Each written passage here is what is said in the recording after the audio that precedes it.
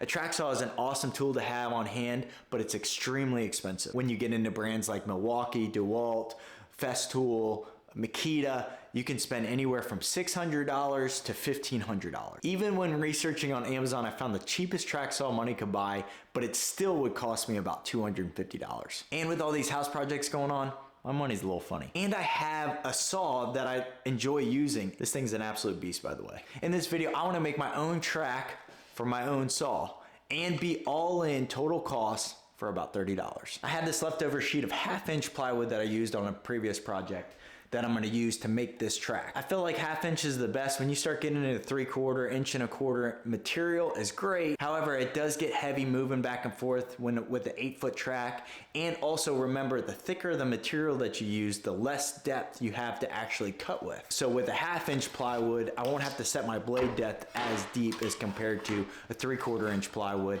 where I'd have to go even a little bit deeper. Using the 1/2 inch plywood, I went the factory end about 2-inch strips. So I need to mark on either side and just rip it down. That will be my guide for part of the track.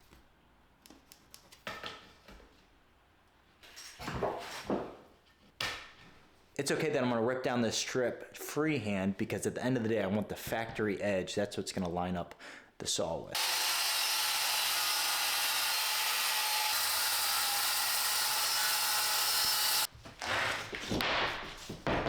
I have part 1 of the homemade track saw right here. I'm gonna lay that on the existing 1/2 inch plywood. Now I need to know how wide I want the track to be. I do want it to match the width of the bottom of my saw. This right here is 5 inches. So on the 1/2 inch plywood, mark 5 on either end.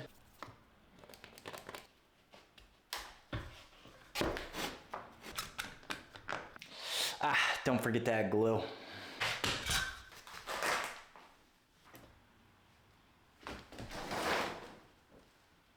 Let's do that again.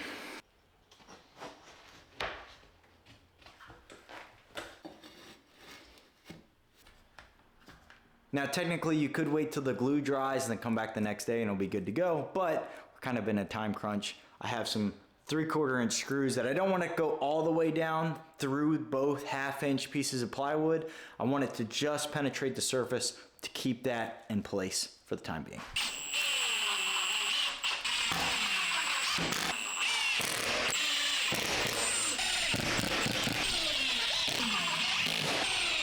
Now all I have to do is make 2 cuts and I'll have myself a track saw.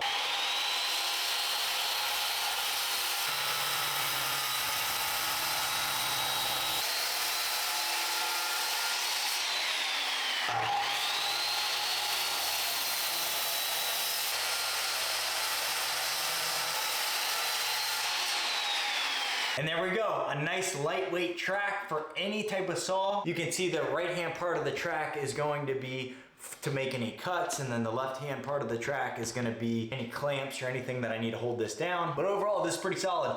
Let's give it a try. We're gonna try a practice cut for the drawer base for a project that I have going on in the living room, just to show, hey, you know, this is what it looks like in use.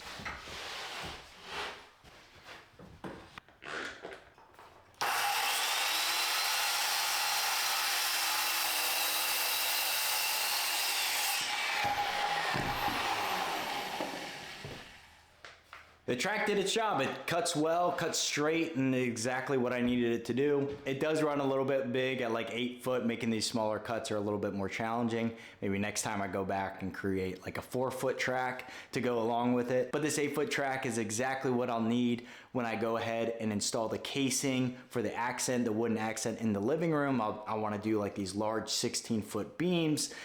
So that'll be a whole nother video. But that's all I got going on for today. All in, we're about $30.